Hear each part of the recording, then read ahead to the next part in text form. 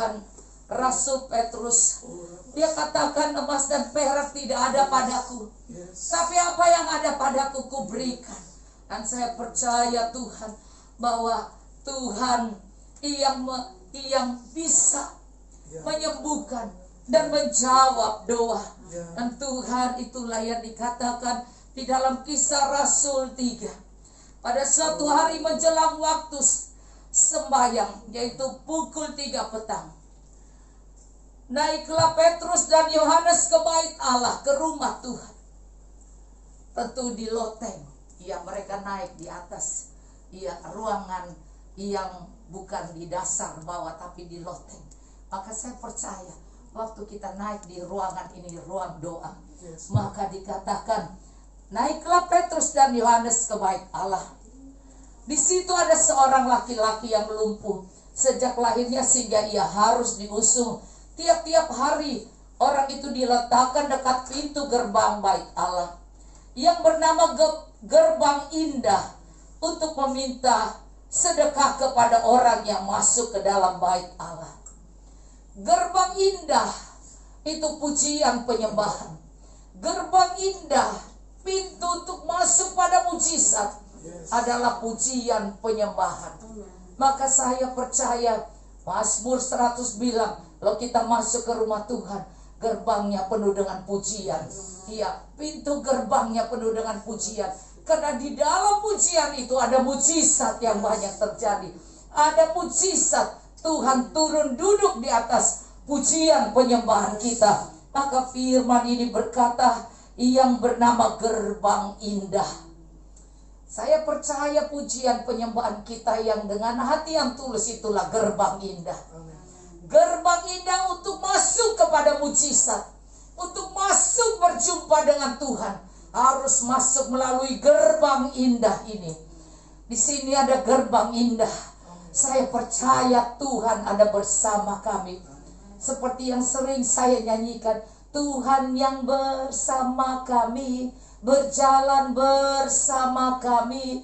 Ku tak takut, ku tak gentar, sebab Allahku bersama kami. Tuhan yang bersama kami, berjalan bersama kami. Tanganmu yang pegang hidupku, ku yakin kau bersama kami. Mazmur 100 ayat 4. Masuklah melalui pintu gerbangnya. Nya itu adalah Tuhan. Nya itu adalah keindahan bersama Tuhan. Nya itu adalah Yesus. Dan yang Yesus saja yang terindah, yang termanis dalam hidup kita. Sehingga setiap apa masalah kita datang pada Tuhan.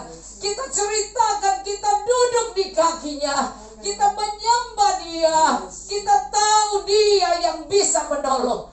Manusia dan dokter dan orang yang hebat dan pintar tidak bisa menolong kita. Hanya Tuhan yang bisa menolong kita. Maka di sini dikatakan masuklah melalui pintu gerbang Tuhan dengan nyanyian syukur, penyembahan dan doa-doa dan perkataan-perkataan iman yang menguatkan. Ya, ke dalam pelatarannya dengan puji-pujian. Bersyukurlah kepadanya, pujilah namanya. Percaya saudara, waktu kita bersyukur, kita sedang memuji nama Tuhan. Maka apa yang dikatakan Petrus, saudara, ini yang kita harus tangkap malam hari ini. Bahwa kita masuk tahun ini dengan gerbang pujian. Kita masuk harus melewati gerbang pujian supaya kita ada di hadirat Tuhan senantiasa. Supaya mujizat itu terus nyata dalam hidup kita. Pertolongan Tuhan itu nyata dan tidak ada yang mustahil kalau kita benar-benar datang kepada Tuhan. Maka di sini dikatakan, gerbang indah untuk meminta sedekah. Artinya dia berdoa meminta, saudara, pada orang-orang yang lewat. Dia mengandalkan orang-orang yang lewat itu karena dia pikir, saudara, dia butuh uang. Padahal sebenarnya dia butuh kesembuhan. Banyak orang lupa cuma butuh uang, uang dan uang dalam hidup. Kadang mereka datang berdoa cuma minta uang. Iya, banyak orang berpikir cuma uang. Padahal sebenarnya orang itu membutuhkan kesembuhan. Membutuhkan kesembuhan di dalam. Kenapa, saudara? Dia sakit karena dia stres. Dia sakit karena dia terlalu memikirkan bagaimana hidup ini. Nah, saudara, maka di sini dikatakan ketika orang itu melihat bahwa Petrus dan Yohanes hamba-hamba Tuhan itu hendak masuk ke bait Allah, hendak berdoa, ia meminta sedekah. Mereka menatap dia, dan Petrus berkata, ayat ini Tuhan taruh di hati saya. Petrus berkata, lihatlah kepada kami, mari tataplah aku, pandanglah aku, lihat di hidupku ada Yesus, di hatiku ada Yesus, di pikiranku ada Yesus. Sebab bait Allah yang nyata adalah hidup kita, bukan gedung itu. Maka saudara, Petrus dengan berani berkata, lihatlah kepada kami, lihatlah. Maka kehidupan hamba-hamba Tuhan harus punya keberanian bahwa lu lihat gue nih, iya, percaya setiap apa yang kaya katakan itu adalah dari Tuhan. Maka perlu keintiman dengan Tuhan, perlu untuk memuji menyembah Dia terus dan terus, sehingga hidup kita bukan kita, tetapi kita berjalan membawa terang Tuhan, karena Tuhan Yesus adalah terang. Maka orang-orang yang kusut, orang-orang yang sudah pusing, orang-orang yang sudah rasanya tidak punya pengharapan, orang-orang yang sudah stres, hidup dengan ketakutan dan sukar untuk beristirahat karena otaknya terlalu menguasai dia. Maka saudara, apa yang harus kita perbuat? Kita membutuhkan hamba-hamba Tuhan yang punya kuasa, yang punya iman, yang punya kehidupan, yang selalu ada di bait Allah, yang selalu mau berdoa, yang selalu mereka harus datang ke bait Allah berdoa. Rumah doa bait Allah adalah rumah Allah, dan itu adalah kami, rumah doa. Sebab itu setiap nyanyian doa saya di malam hari, saya lebih suka sambil duduk, saya lebih suka sambil menyembah, sehingga orang tidak perlu terpukau pikirannya pada kakinya atau pada harus dia rasa gerah dan apa, tapi dia santai, dia menyembah Tuhan, menyembah. Saya sebenarnya lebih suka duduk berlutut seperti yang di Bukit Doa, saudara. Tetapi di Bukit Doa kan ada karpet semua, saudara. Dan di sini kita harus menyembah Tuhan dengan tenang dan damai. Kita harus menyanyikan, karena gerbang indah adalah gerbang pujian. Gerbang indah adalah orang-orang yang menaikkan nyanyian syukur pada Tuhan, nyanyian pujian penyembahan. Maka di sini dikatakan, saudara lihat, hamba-hamba Tuhan dan engkau yang jadi pendoa, engkau yang hidup, yang selalu mau masuk ke ruang doa, punya iman yang berkata, lihat kami. Hai, Anda lihat. Maka di sini dikatakan, lalu orang itu menatap mereka. Jadi imannya harus tidak ragu.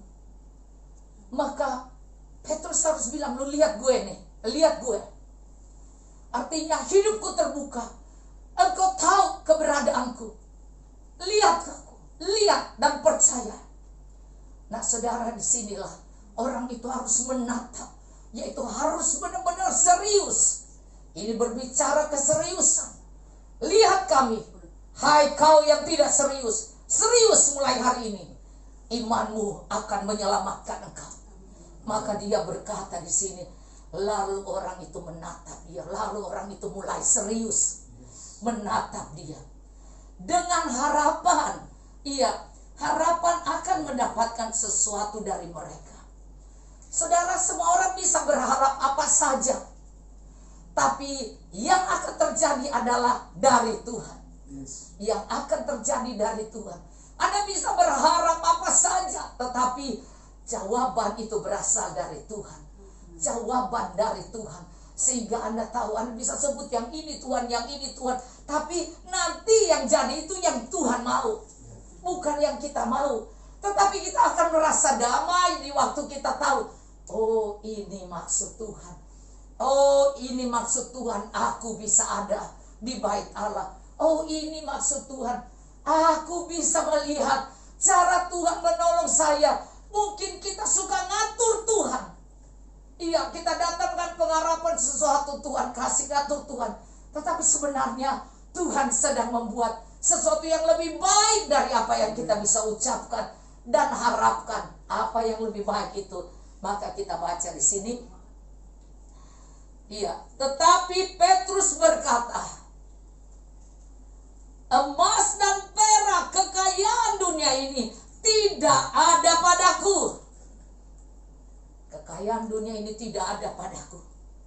Tetapi apa yang kupunyai, apa yang aku punya yang paling berharga, yang kurasakan itu paling berharga, itu akan kuberikan kepadamu.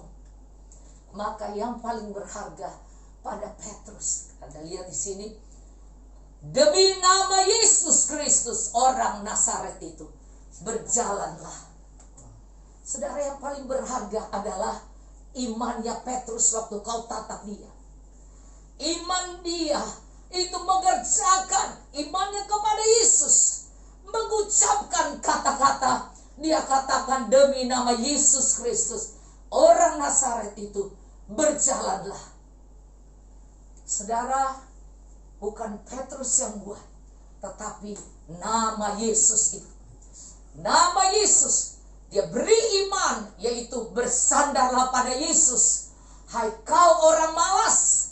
Karena dia maunya cuma meminta-minta. Tetapi saat ini Tuhan melihat yang paling, yang paling inti untuk orang ini. Bukan mengharapkan uang, bukan mengharapkan kekayaan.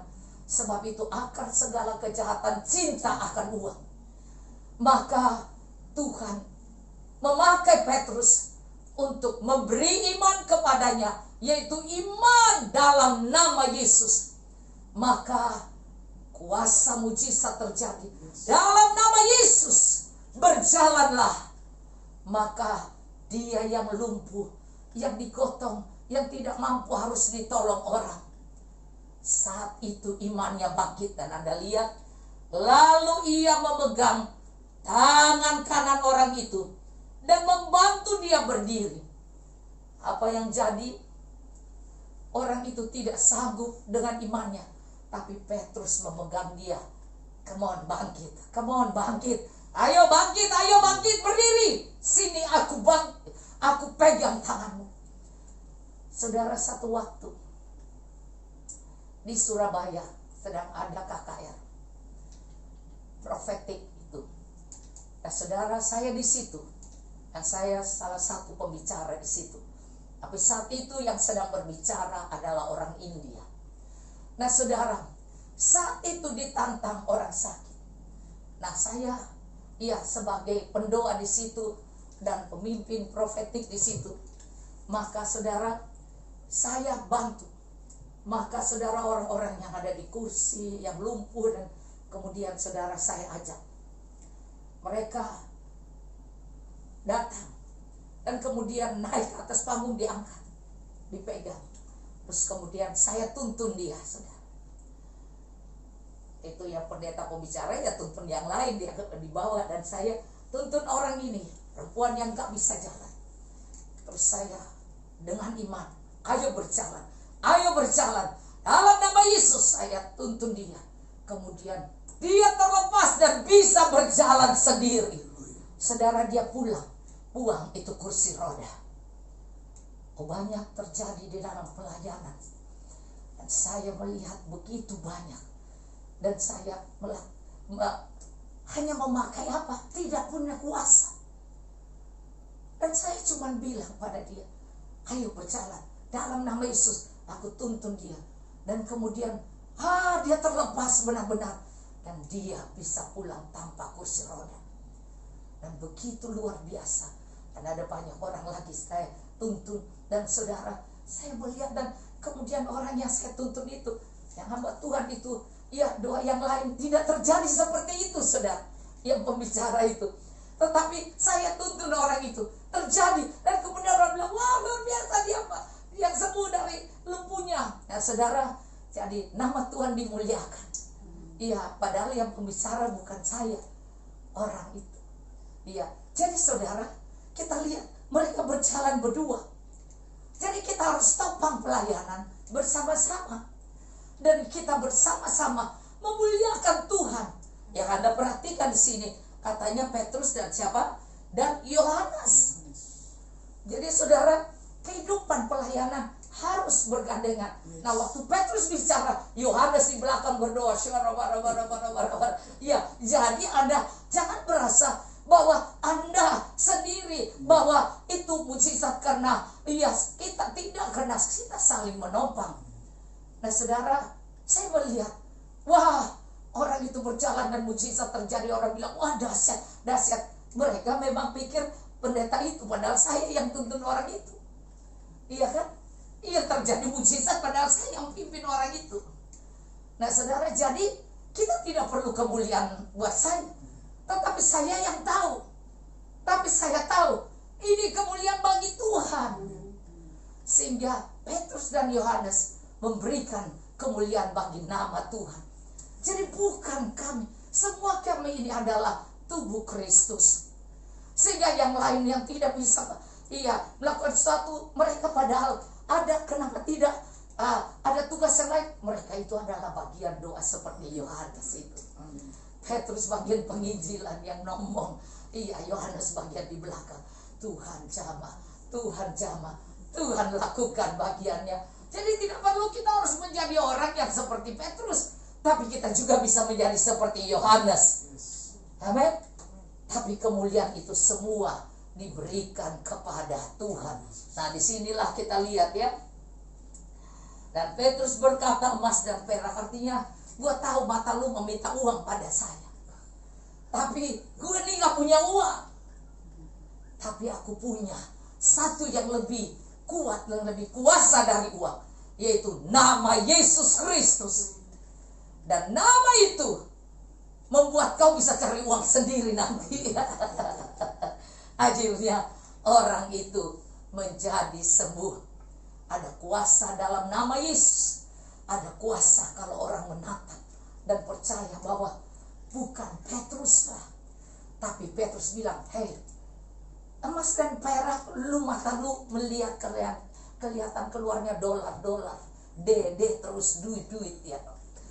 Tapi yang aku mau berikan padamu lebih dari duit, yaitu nama Yesus. Dan bertindaklah, bangkit. Tapi kita harus tuntun orang itu. Tuntun. Saya berdoa, orang yang datang terus kemudian saya pegang tangannya dan saya doa untuk masalah orang-orang yang berhutang kepada dia dan tidak bayar, dan dia merasa tertekan. Dan saya pegang tangannya, saya berdoa, Tuhan kuatkan dia, supaya dia melihat Tuhan bukan karena uang. Dan orang itu nangis, saudara. Dan akhirnya dia bilang, saya jadi malu. Ya, dan dia nangis, dia ngerasain hadirat Tuhan. Padahal saya tuh orang yang ngomong keras dan tegas dan tidak pakai embel-embel, pakai kasihan saudara ya. Dan saya bilang, ulang, tidak usah ya pikirkan uangnya, pikirkan Tuhan. Orang yang berhutang padanya ratusan, dan dia merasa tertekan. Dan saya bilang, ulang dengan iman bahwa Yesus menolong. Dan akhirnya dia menangis dan dia merasa, aduh, saya jadi malu, katanya, karena duit itu membuat kita lumpuh, membuat kita tidak bisa berjalan, membuat kita tidak mampu, membuat kita banyak kesukaran dan sakit penyakit.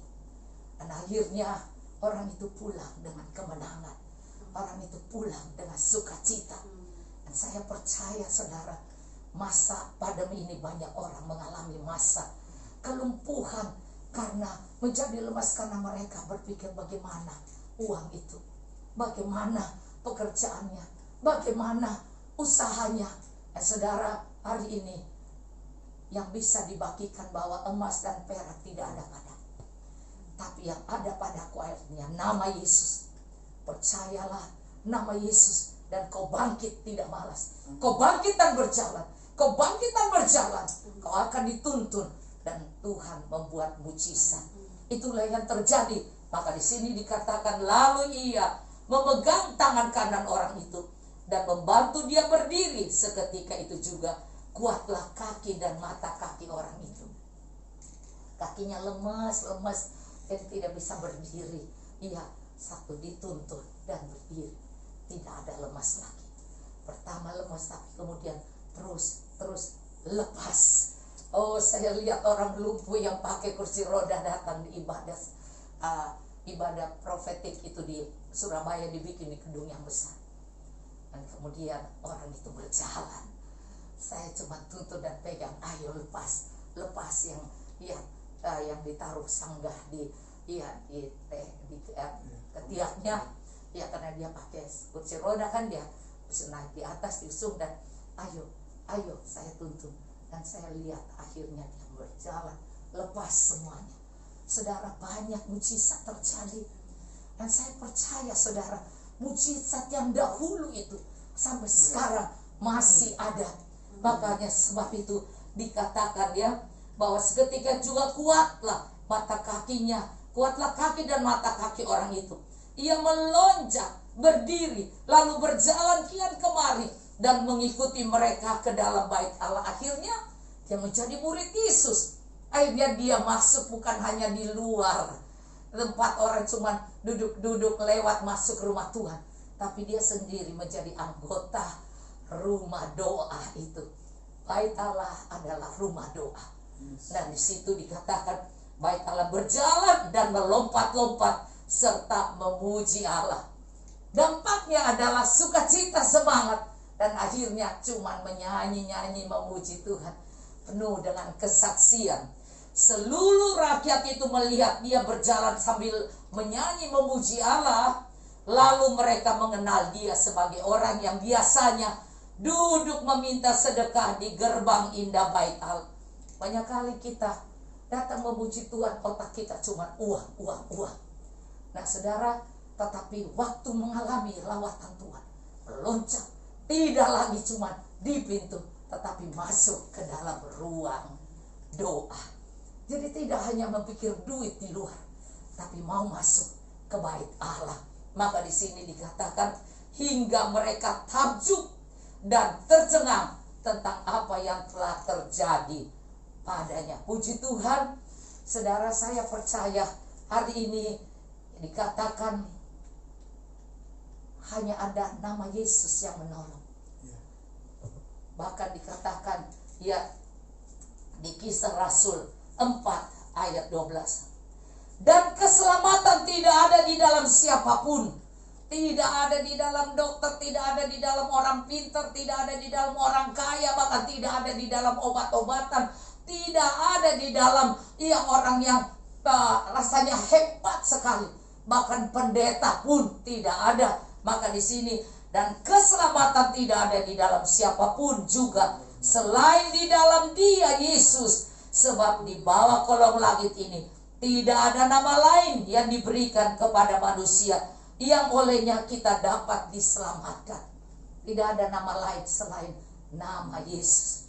Sebab itu masalah Anda, bawalah kepada nama itu dan sebutlah, di dalam nama Yesus aku sehat.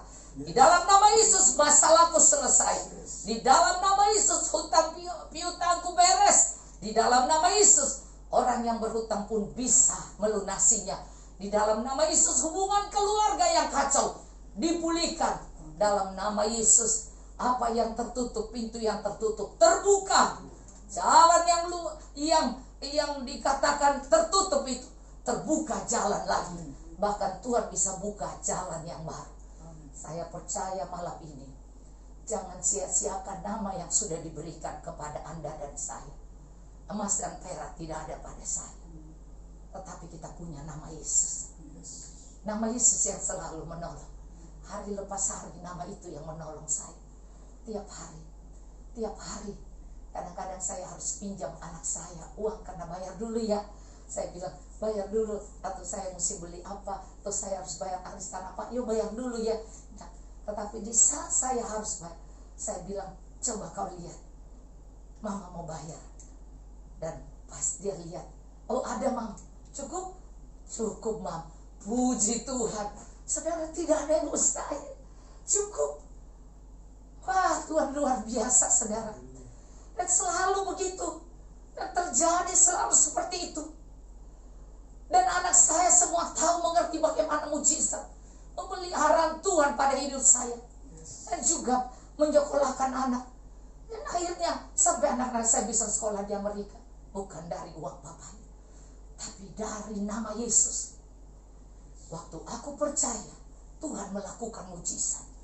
Waktu aku punya iman, seluruh dunia akan bergerak dan mereka akan kacau kalau mereka tidak melakukannya. Saudara, karena Tuhan menguasai langit dan Tuhan yang akan melakukan bagiannya. Oh, tidak ada yang mustahil, tidak ada yang tidak bisa. Benda mati aja bisa digerakkan, gunung aja dia bisa buat melompat.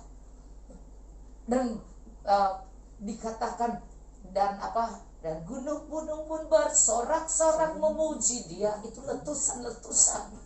Dan pohon-pohon pun bertepuk tangan memuji dia. Oh, pohon-pohon akhirnya saudara, angin tofan itu saudara ya. Ya, semua saudara, Tuhan mampu membuat orang berteriak dan bilang, Tuhan tolong, Tuhan tolong, Allah Maha Besar, Tuhan tolong saya, Tuhan tolong saya, ampuni saya, ampuni saya. Masalah itu kadang-kadang harus datang seperti gunung-gunung yang bersorak-sorak itu. Dan orang-orang berteriak, Tuhan tolong. Supaya datanglah orang-orang kepada Tuhan dan minta perdamaian dengan Tuhan. Kalau masalah itu datang, Tuhan tidak ingin menghukum kita, menganiaya kita.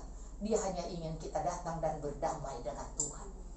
Dan mulai keintiman dengan Tuhan, maka kita akan melihat bahwa masalah kita tanpa sadar, kita tidak memikirkan masalah itu lagi. Tapi Tuhan yang memikirkan. Karena kita memikirkan Tuhan, maka orang sakit itu pun masuk bersama kebait Allah dan melompat-lompat memuji Tuhan. Maka masalah itu dibawa, dan akhirnya masalah itu dia menjadikan satu kemuliaan bagi nama Tuhan. Karena kita diizinkan masalah datang supaya kita bisa berdamai dengan Tuhan. Kita tidak hanya bilang Tuhan Maha Besar, tapi kita tidak percaya kepada Tuhan. Kita tidak hanya bisa menyanyi dan berbicara Tuhan hebat, padahal kita pengecut dan kita tidak punya iman. Hari ini nama Yesus diberikan dengan cuma-cuma. Dan pakai nama ini, percayalah Tuhan melakukan bagiannya. Dan engkau diam saja, Tuhan yang berperang. Maka masalah kita seperti orang lumpuh itu. Jadi seperti pengusaha yang lumpuh juga akhir-akhir ini ya. Usaha mereka lumpuh, keuangan mereka menjadi lumpuh, dan juga mereka jadi tidak bisa berbuat apa-apa. Tapi hari ini ada gerbang indah. Lewatilah puji-pujian ini dan masuklah ke bait Allah dan berdoalah dan percaya ada nama Yesus. Emas dan perak tidak ada padaku, tapi apa yang ada padaku, kuberikan kepadamu. Nama Yesus. Di bawah kolong langit ini tidak bisa ada satupun yang menyembuhkan. Tidak ada satupun yang bisa menolong. Tidak ada satupun yang bisa membayar hutang kita. Tetapi ada Yesus yang sudah menanggung hutang piutang dan masalah kesusahan, masalah penderitaan, bahkan dosa kita semerah kermisi. Dia sudah tanggung di kayu salib. Hari ini kita cuma perlu percaya. Puji Tuhan, mari kita berdoa. Kita percaya bahwa Anda pasti mendapatkan kekuatan di dalam nama Tuhan Yesus Kristus. Puji Tuhan, mari kita akhiri ibadah kita. Haleluya. Ada satu pujian, saudara, pujian yang Tuhan berikan pada saya. Mungkin Anda cuma tahu lagu Saya Kasih dari Surga, atau Dia Seperti Air yang Mengalir. Tapi ada lagu saya yang di masa kuno. Di masa kuno, saya sebenarnya pertama dapat lagu ini. Saya belum tahu ayat Yohanes 4 ini. Tetapi saat saya berdoa, di masa kesesakan saya, tiba-tiba saya menangis. Tiba-tiba keluar di mulut saya satu pujian, di bawah langit tidak ada nama lain yang dapat menolong segenap hidup saya yang susah ini. Keluar lagu itu, saudara. Dan saya teriak pada ponakan saya, kebetulan mereka yang, ya ponakan-ponakan saya itu dari Motong, dan mereka tinggal di sini sebelumnya. Sekarang mereka sudah jadi orang sukses di Jakarta. Saudara, mereka ya di sini lagi tinggal di sini. Terus saya dipenuhi Roh Kudus dengan lagu ini. Terus saya samperin, saya nggak bisa tahan lagu ini. Saya bilang kepada ponakan saya, coba Mimi, coba, iya, kebetulan namanya Mimi, coba, iya, rekam ini, iya, ya mereka panggil saya Ko ya, rekam kamu nyanyi, keluar, dan kemudian ternyata dia rekam. Besoknya dia bilang begini, oh, panggil Ko saya, Ko, ini yang kau dapat itu ada ayatnya katanya. Oh, apa ayatnya? Itu dia dikasih Tuhan melengkapi, mengkonfirmasi lagu saya. Padahal dia bukan tukang baca Alkitab, juga bukan ya pendeta, dan bukan ya singer atau ya pelayan Tuhan, tidak. Kok bisa? Dia bisa itu ayatnya. Terus dia bilang, ya, ini ada ayatnya. Segitu saya tahu bahwa Roh Kudus di dalam saya. Ia tidak memberikan lagu tanpa ayatnya. Dan lagu ini berkata, di bawah kolong langit ini tidak ada nama lain yang dapat menolong segenap hidup saya. Dan waktu dulu ada rekaman, namanya rekaman, ya dulu sangat terkenal apa? Solideo, dan satu lagi nih, yang sangat terkenal lebih dari Solideo. Ada satu, dan itu ya singer-singer saya tahu lagu saya ya. Terus kemudian mereka setiap kali menyanyi lagu ini ya, dan mereka selalu minta lagu ini. Sebenarnya lagu ini lebih dulu terkenal juga ya, lagu saya ini, saudara, karena dia pakai reggae ya kan. Dia nyanyi yang terus berganti, di bawah langit ya ada nama lain yang dapat menolong segenap hidupku. Mari kita nyanyikan ini mengakhiri ibadah kita.